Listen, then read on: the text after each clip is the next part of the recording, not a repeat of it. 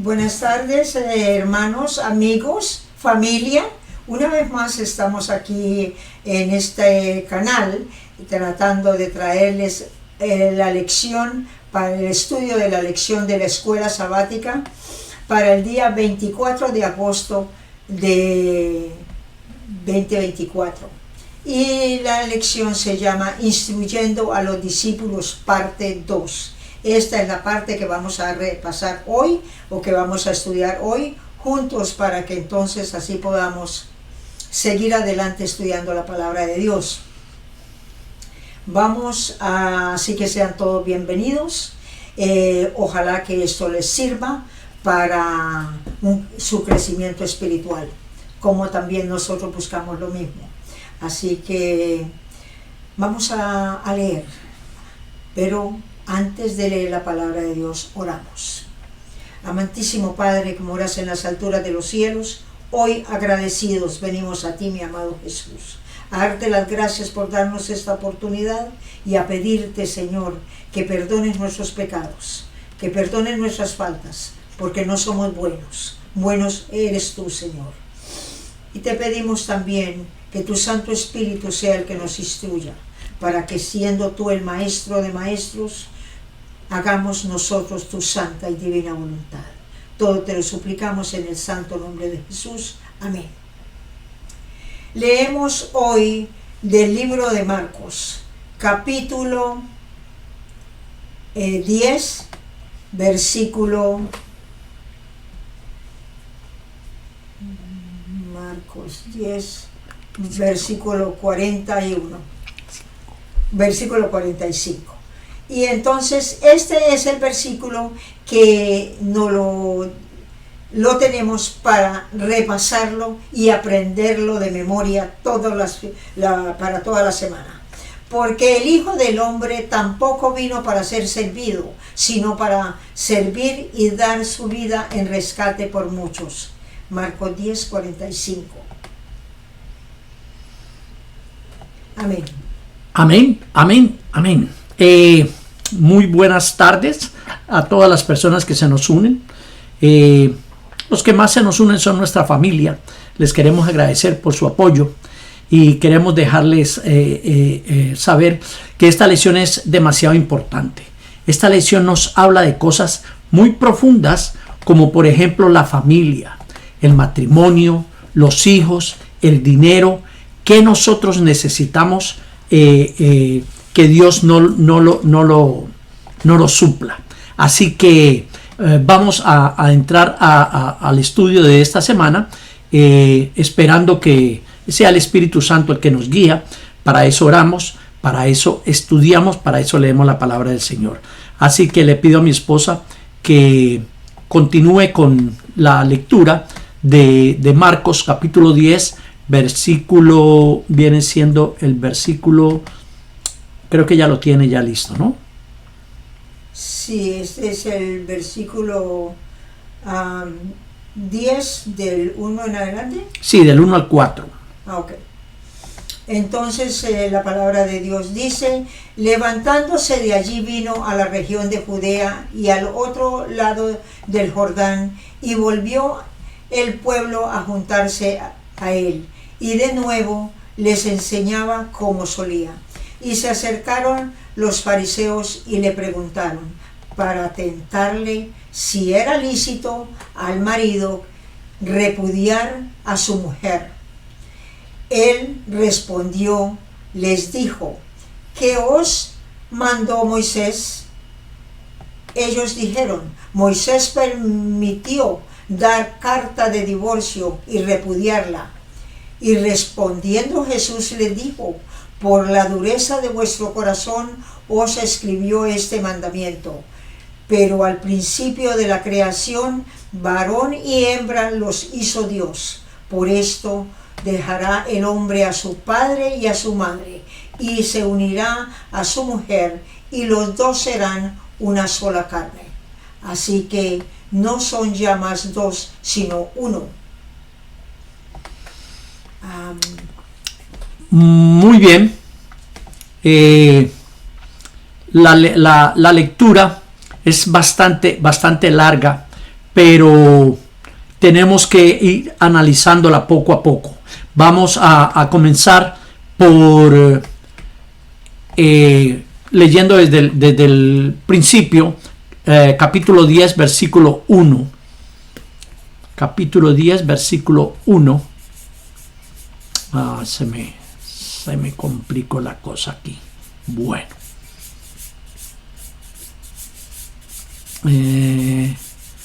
Tenemos el domingo. Es que quería leer, no quería que leyeras todo la lectura, sino solamente Marcos 10, capítulo 1 al 2 dice: levantándose de allí vino a la región de Judea y al otro lado del Jordán, y volvió el pueblo a juntarse a él, y de nuevo les enseñaba como solía. Y se acercaron los fariseos y le preguntaron para tentarle si era lícito al marido repudiar a su mujer. Él respondiendo les dijo: ¿qué os mandó Moisés? Ellos dijeron: Moisés permitió dar carta de divorcio y repudiarla. Y respondiendo Jesús les dijo: por la dureza de vuestro corazón os escribió este mandamiento. ¿Qué es lo que está pasando aquí? ¿Por qué nos dice la lectura bíblica de que ellos para tentarle? Muy fácil, porque ellos estaban en el área donde reinaba Herodes Antipas. Herodes Antipas se había casado con la esposa de su hermano, y entonces Juan siempre le estaba advirtiendo que no debería de casarse con ella, pero más sin embargo él se casó con ella, prácticamente se la quitó a su hermano, y Juan le decía que eso no era posible. Entonces ellos, como estaban en esa sección y sabían lo que ellos estaban pidiendo, entonces le dijeron a él que pensaba del matrimonio, si era justo que un hombre se divorciara de su mujer. El Señor en su sabiduría les dijo: ¿qué dice Moisés? Y ellos inmediatamente se aferraron de una lectura bíblica que existe en Deuteronomio, me parece que es capítulo 24 de Deuteronomio, no estoy muy seguro. Pero entonces en esa parte donde habla del divorcio, se refiere a que si la mujer, cuando el hombre se casa con su mujer no llega a virgen al matrimonio, entonces él la puede rechazar, y era de cierta manera para proteger a la mujer. La mujer tenía su carta, y con esa carta de divorcio ella podía casarse con otra persona, pero necesitaba esa carta. Ellos la usaban de tal manera que tenían muchísimas leyes, muchísimos deseos de cambiar las cosas y hacer las cosas a su manera. Entonces por eso es que lo querían tentar a él, para ver qué decía. Si él decía que estaba bien que se divorciaran, pues entonces iba en contra de la ley de Dios. Pero si decía que no se podía divorciar, entonces estaba en contra de lo que decía Antipas. Por eso fue que trataron de entramparlo. Entonces él les dice desde el versículo 6 en adelante: pero al principio de la creación, varón y hembra los hizo Dios. ¿Qué quiere decir con eso? Varón y hembra los hizo Dios. Por esto dejará el hombre a su padre, a su madre, se unirá a su mujer, y serán los dos una sola carne. Esto era lo que el Señor quería en un principio. Él hizo al hombre, hizo a la mujer, pero Él los juntó para que ellos pudieran compartir, para que ellos pudieran vivir una vida más tranquila, más placentera, juntos. Lo que Dios juntó, no lo separe el hombre. Hoy en día tenemos muchos problemas por el asunto del divorcio. De manera que la lección también nos habla de que nos hace una pregunta. Y la pregunta es: ¿qué podrá hacer tu iglesia? ¿Qué podría hacer tu iglesia local para fortalecer el matrimonio en su medio? ¿Qué puede hacer nuestra iglesia para fortalecer ese matrimonio? Vamos a continuar leyendo y vamos a ver qué es lo que nos dice la palabra de Dios. Estamos leyendo del versículo 13 al 16. Sí. Ok, 6. continuamos con, Pero con Marcos. 7. 17. Por esto dejará el hombre a su padre y a su madre y se unirá a su mujer y los dos serán una sola carne. Así que no son ya más dos, sino uno. Por tanto, lo que Dios juntó, no lo separe el hombre. En casa volvieron los discípulos a preguntarle lo mismo y les dijo: cualquiera que repudia a su mujer y se casa con otra, comete adulterio contra ella. Y si la mujer repudia a su marido y se casa con otro, comete adulterio. ¿Qué es lo que el Señor les está diciendo aquí? Ya no son más, ya no son dos, sino que es uno solo. Él nos dice que los dos se convertirán en una sola carne. Al hablar de esta forma, me lleva esta lectura bíblica indiscutiblemente a otra lectura muy importante que no la podemos dejar pasar de largo, y es la lectura que encontramos en 1 Corintios capítulo 6 versículo 15 al 17. ¿Qué nos dice esta lectura aquí? Esta lectura nos dice desde el versículo 15: ¿no sabéis que vuestros cuerpos son miembros de Cristo? Quitaré pues los miembros de Cristo y los haré miembros de una ramera. De ningún modo. Versículo 16 de 1 Corintios 6. ¿O no sabéis que el que se une con una ramera es un cuerpo con ella? Porque dice: los dos serán una sola carne. Pero el que se une al Señor, la Escritura, un espíritu es con él. El que se une al Señor, un espíritu es con él. ¿Qué nos está hablando aquí? Muchas veces los hombres no tenemos cuidado y nos juntamos con alguna mujer, y aquí nos dice que estamos separándonos de nuestra esposa, estamos juntándonos con otra persona y ya no somos uno con ella. Dios quiere que nosotros seamos uno con nuestra pareja. Así que esa es a grandes rasgos lo que nos trae la lección del día de hoy. Vamos a la lectura siguiente. Mi esposa creo que la tiene. Sí, vamos a leer continuar con el libro de Marcos, que es el que estamos estudiando, capítulo 10, versículo 13 al 16. La palabra dice: y le presentaban niños para que los tocase, y los... algo pasó aquí, se me apagó la computadora. Bueno, un momentico, por favor, denme un minuto. ¿Qué lectura es? Es Marcos 10, del 13 al 16. Y le presentaban niños para que los tocase. Sí. Y los discípulos reprendían. Y mire usted lo que hacen los discípulos. Reprendían. ¿A quién reprendían? A Jesús. A los padres, para que no le trajeran los niños. Sí. Y los discípulos reprendían a los que los presentaban. Sí. Viéndolo, Jesús se indignó y les dijo: dejad a los niños venir a mí y no se lo impidáis, porque de los tales es el reino de Dios. De cierto os digo que el que no recibe el reino de Dios como un niño, no entrará en él. Y tomándolo en sus brazos, poniéndoles las manos sobre ellos, los bendecía. Qué cosa más bonita la que hace Jesús aquí. Le pone las manos a ellos y los bendice. Pasa la orden por encima de lo que los discípulos querían hacer. No era ese el propósito del Señor. Él quería que dejaran a los niños venir hacia Él. Y es muy claro cuando le dice: dejar a los niños venir hacia mí, porque de los tales es el reino de Dios.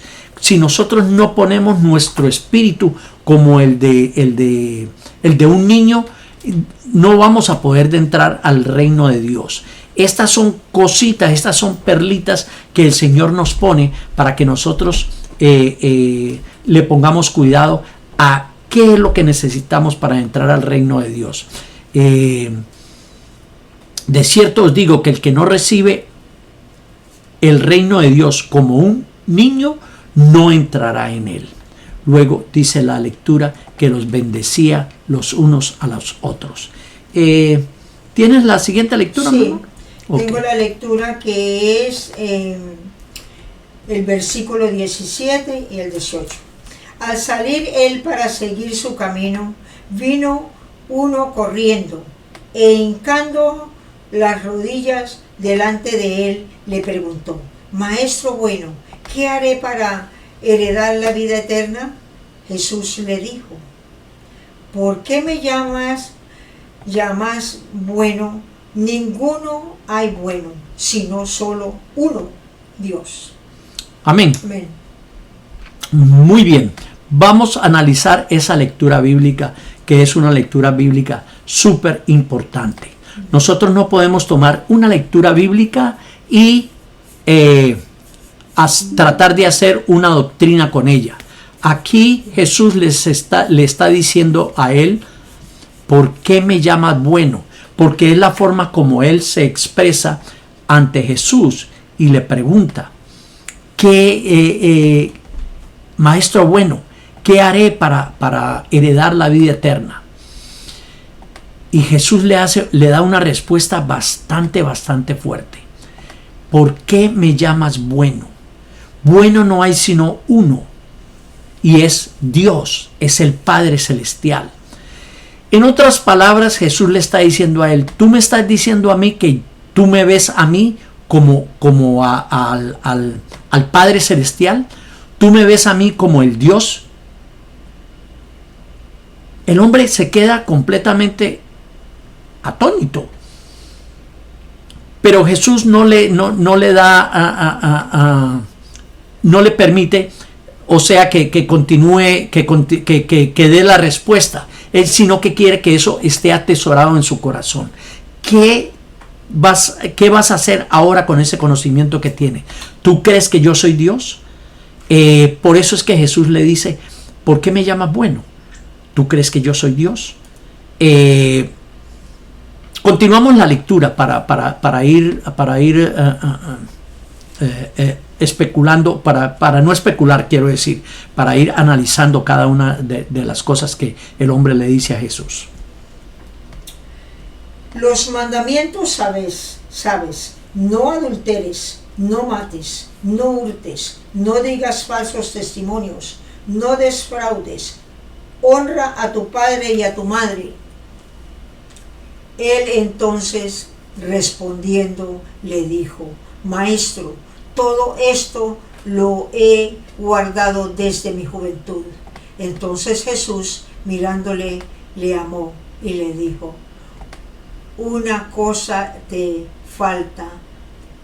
Anda, vende todo lo que tienes y dalo a los pobres, y tendrás tesoro en el cielo, y ven, sígueme tomando tu cruz.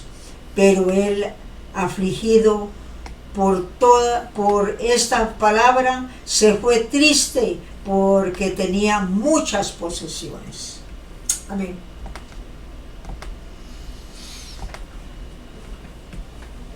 Entonces, mirándolo, Jesús le dio tristeza de ver este hombre que no quería hacer lo que el Señor le pedía. Él quería, el Señor le dice, los mandamientos sabes. Él tenía el conocimiento de que este hombre guardaba los mandamientos, o mejor dicho, creía guardar los mandamientos. Eso es lo que pasa muchas veces cuando nosotros nos enfocamos en guardar la ley. Nos concentramos demasiado y pensamos que nosotros estamos haciendo las cosas correctas, porque las hacemos solamente para cumplir con lo que dice la ley. Pero el Señor quiere ir un poco más allá. El Señor le dice, los mandamientos sabes. Y entonces, ¿qué mandamientos le dice él? Él le habla de los mandamientos que están localizados en la segunda tabla de la ley de Dios. No le habla acerca del mandamiento de la envidia, de la codicia, sino que le habla de los cinco mandamientos que se encuentran en la segunda tabla: no matar, no robar, no levantar falsos testimonios, ni nada de eso. Entonces él le dice que él los ha cumplido. Ahora el Señor lo trae a prueba. ¿Es verdad que tú los has cumplido? Pues entonces ahora lo que tú vas a hacer es que, porque el mismo hombre le pregunta, ¿qué más me falta? Y dice la lectura, la única lectura, esta lectura la encontramos en varios evangelios, pero este es el único evangelio que nos dice que Jesús lo miró y lo amó. Es la única parte en la Biblia donde diga que Jesús amó a alguien. Nosotros sabemos que Jesús nos ama, pero aquí es un punto vital. Él amó a este hombre porque quería llevarlo, quería usarlo, quería que fuera parte del reino de Dios. Por eso le dijo: anda, vende todo lo que tiene y dalo a los pobres. Quiere decir que nosotros tenemos que coger todo lo que tenemos y venderlo a los pobres. ¿Por qué Jesús no le dijo lo mismo a Zaqueo?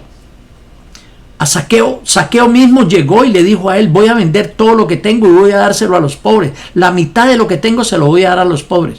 Jesús le hubiera dicho: no, tienes que venderlo todo. Lo que pasa es que este hombre estaba muy aferrado a sus cosas. Él tenía muchos bienes y no quería perder absolutamente ninguno de sus bienes. Por eso se aferraba a ellos. Por eso Jesús lo desnudó y le hizo ver que él no cumplía ninguno de los dos mandamientos. No guardaba el mandamiento de amar al prójimo, porque no se atrevió a suplir al prójimo de todas sus necesidades vendiendo sus propiedades. El segundo es que no amaba a Dios, porque no siguió a Jesús. Entonces este hombre guardaba los mandamientos de palabra. Como vemos, la lectura nos lleva a un punto vital aquí, porque el Señor, ellos se quedan sorprendidos de que cómo es posible que un rico no pueda entrar al reino de los cielos, si ellos tenían la completa seguridad de que los ricos ya eran bendecidos y que ellos podían entrar al cielo. Ahora Jesús les dice: no, es difícil para un rico entrar al cielo. Entonces le preguntan: entonces, ¿quién podrá ser salvo? Y la respuesta de Jesús es algo maravilloso. Entonces Jesús, mirándolos, dice: para los hombres es imposible. ¿Qué quiere decir cuando nos dice aquí que para los hombres es imposible? Que nosotros no nos podemos salvar. Nosotros necesitamos de ese ser que nos puede salvar. Mas para Dios no, porque todas las cosas son posibles para Dios. Amén. La salvación no está a nuestro alcance. La salvación está solamente al alcance de Dios. Él quiere que nosotros disfrutemos de esa salvación. Él no la quiere dar. ¿Será que nosotros estamos dispuestos a echarle mano a esa salvación? El guardar los mandamientos implica amar. Si nosotros amamos, dice la palabra de Dios, si amamos, cumplimos la ley. Con el solo hecho de amar, nosotros cumplimos la ley. ¿Por qué? Porque el que ama a su hermano no le va a hacer ningún mal. Quiere lo mejor para él. Quiere disfrutar de todas las bendiciones que él ha recibido. Quiere compartirlas con él. Nos parece cuando nosotros leemos a Marcos 10:27, donde dice que para los hombres no es imposible, nos dice la lección, que parece un hermoso lugar para concluir allí la historia. No puedes alcanzar el cielo por ti mismo, necesitas la gracia de Dios para ser salvo. He aquí el punto. La muerte de Cristo es lo que resuelve el problema de la culpabilidad humana. Además, la gracia de Cristo y su victoria sobre la muerte al resucitar son los que confieren al poder para obedecer sus mandamientos. Mi esposa va a leer ahora el libro de Romanos, capítulo 6, versículo 1 al 11.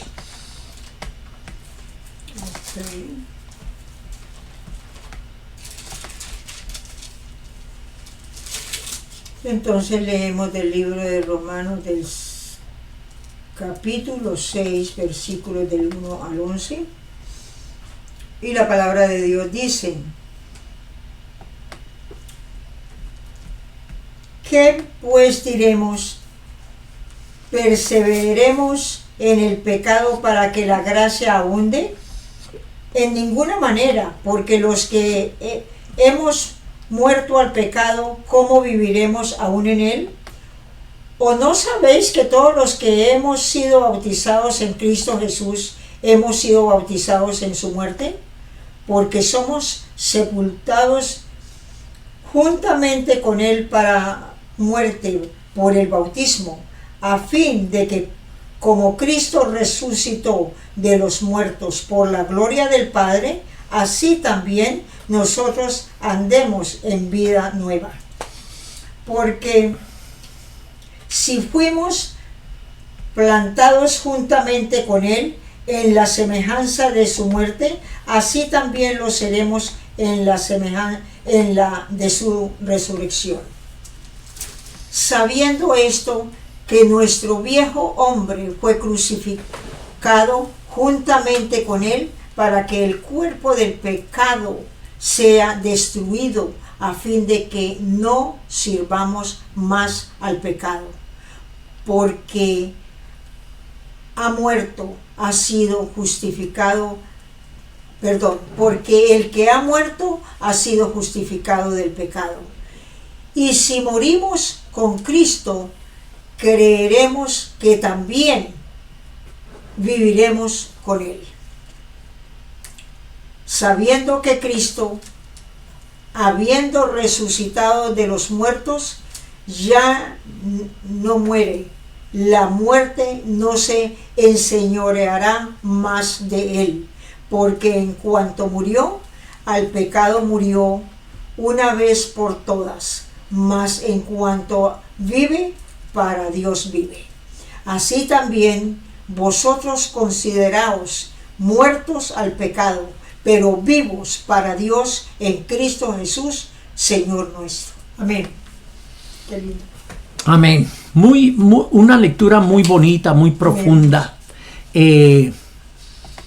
Nos dice que la gracia de Dios no se otorga para que nos revolquemos en el pecado, sino para que lo venzamos. Ese es el propósito que Dios tiene en nuestras vidas, darnos la oportunidad de nosotros permitirle a Él que Él use su poder para que nosotros podamos vencer al pecado.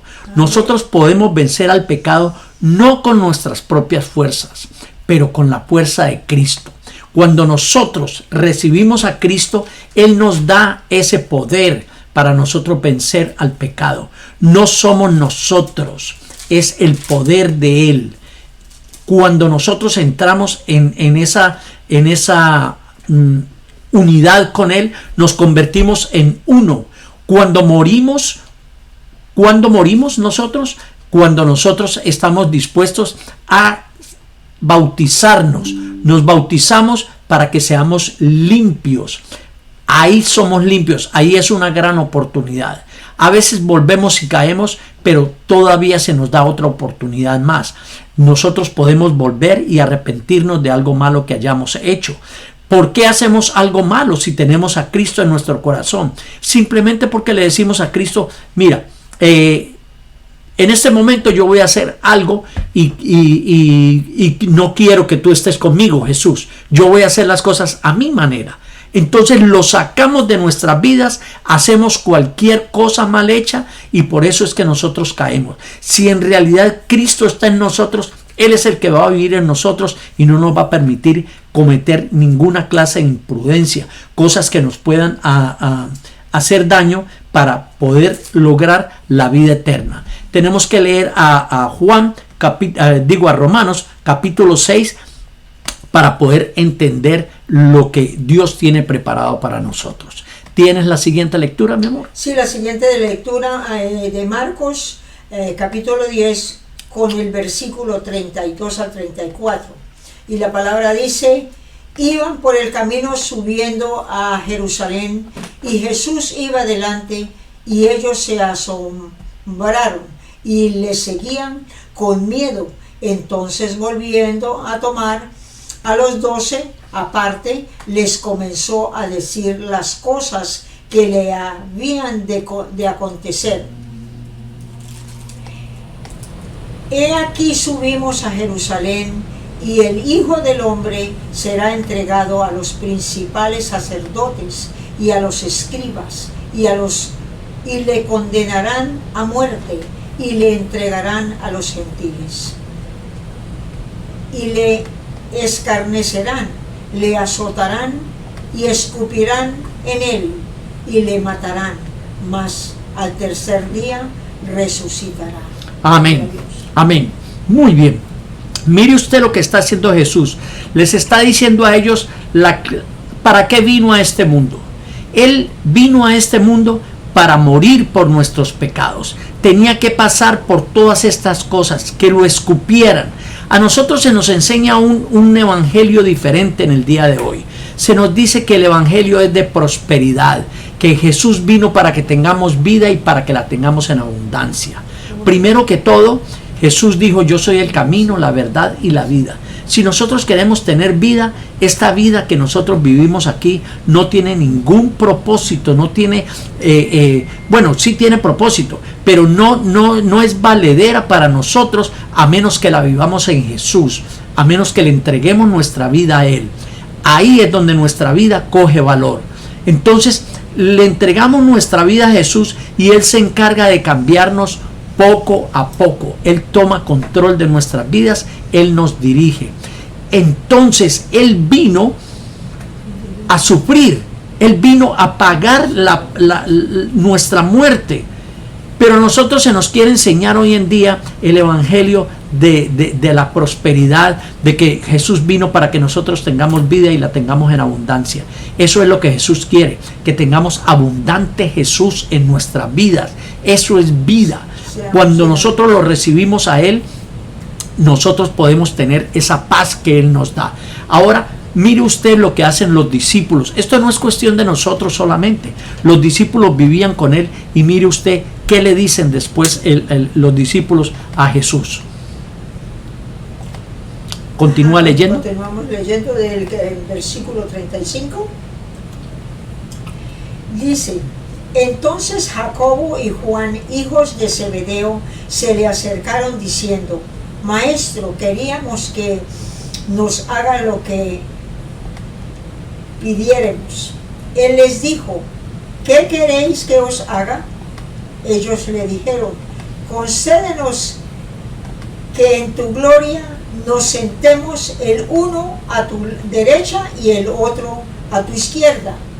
Entonces Jesús les dijo: no sabéis lo que pedís.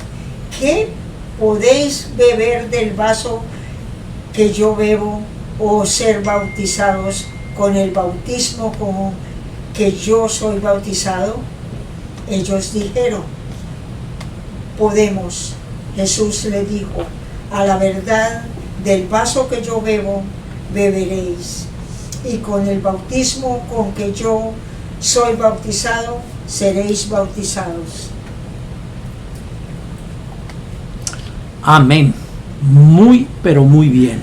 Aquí vemos cómo los discípulos, Él les está hablando de la muerte e inmediatamente ellos quieren saber qué va a pasar si Él muere, qué va a pasar, quién va a quedar de primero, quién va a ser el más importante, quién se va a encargar de todas las cosas. Y Él les hace una gran reprensión. El que quiera ser el primero tiene que ser el último. Y se pone Él mismo como ejemplo. ¿Por qué? Porque Jesús fue a servir. Él no vino a ser servido. Y Él se los dice a ellos claramente: no he venido para servir, para que me sirvan, sino para servir. Eso es lo que Jesús quería mostrarles a ellos. Él vino para servir, para dar su vida en rescate por muchos. Como dice la misma lectura allí, porque ni aun el Hijo del Hombre vino para que le sirvan, sino para servir y para dar su vida en rescate por muchos. Ese es el propósito de Jesús. ¿Será que nosotros podemos hacer lo mismo? A nosotros se nos hace un poquito difícil una cosa de esas. Pero si nosotros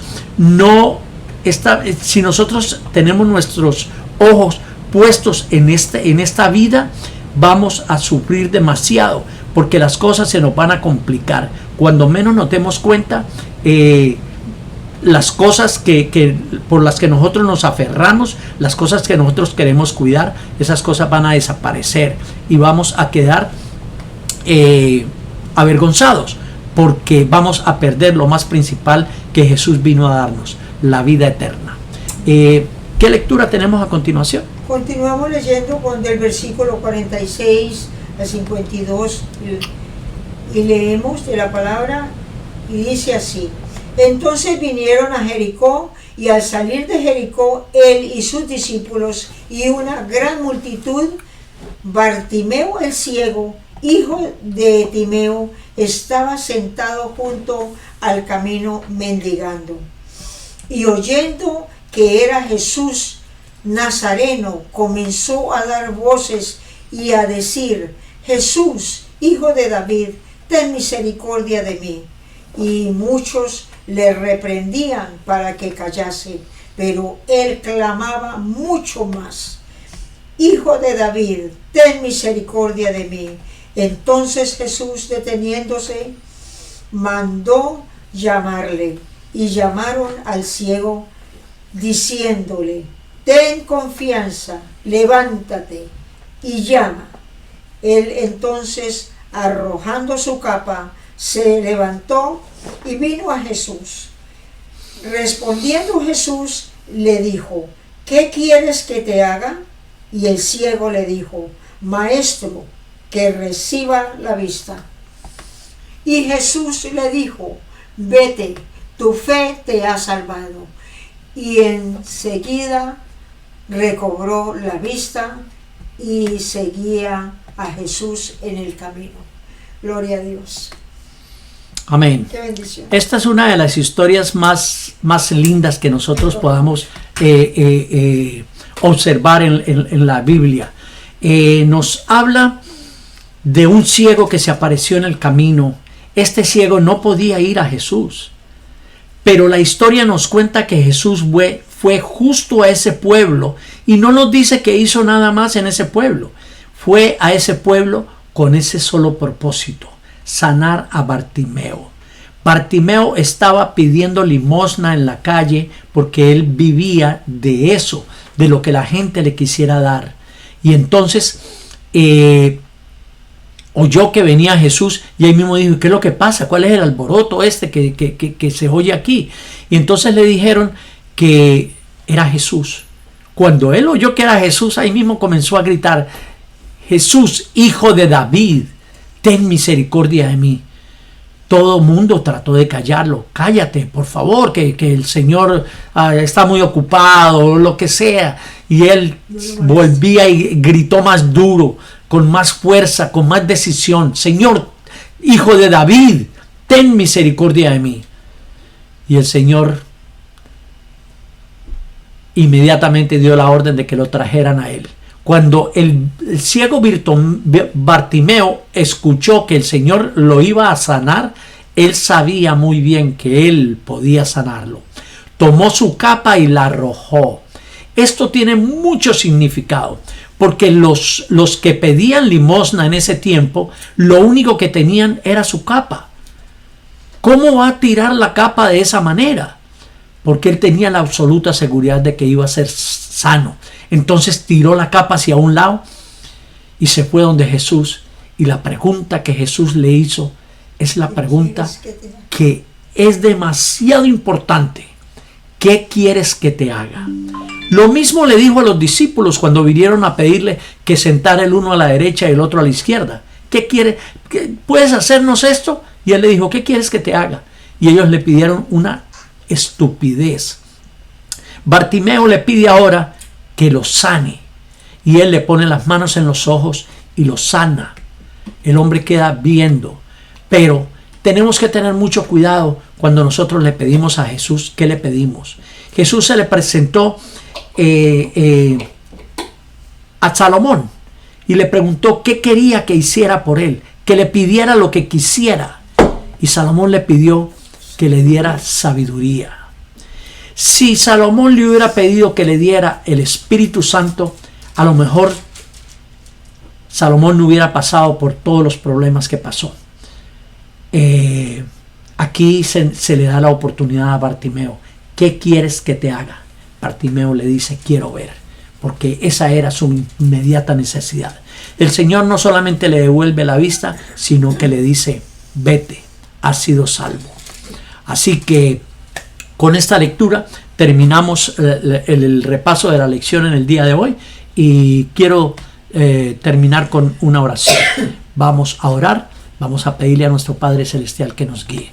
Gracias quiero darle a todos ustedes por acompañarnos, y ahora entramos en oración. Padre Celestial, tuyo es el reino, el poder y la gloria. Tú has sido un Dios maravilloso, hasta aquí has estado con nosotros. Te pedimos que nos dirijas, que nos llenes con tu Santo Espíritu, que perdones nuestros pecados y que abras nuestros oídos al entendimiento, a la sabiduría, al conocimiento, porque tú eres el único que puede dirigir.